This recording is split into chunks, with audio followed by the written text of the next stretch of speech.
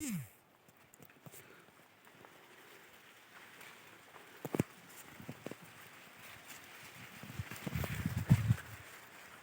जवान जय किसान.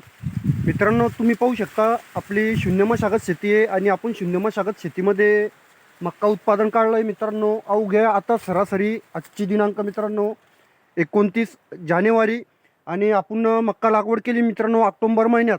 म्हणजे सरासरी आपली जानेवारीच्या फेब्रुवारीच्या एंडिंगपर्यंत आपली पूर्ण मक्का कापणीवर येणार आहे मित्रांनो.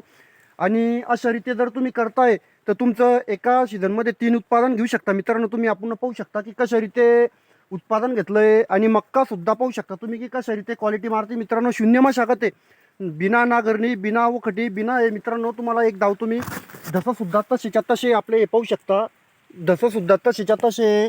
आणि हे पाहू शकता तुम्ही जसं सुद्धा तसेच्या तसे. आणि आपली मक्का पीक घेतलंय मित्रांनो आपण तिच्यावर हे पाहू शकता. आणि मक्का कशा रीते भरली आहे ते सुद्धा पाहू शकता तुम्ही.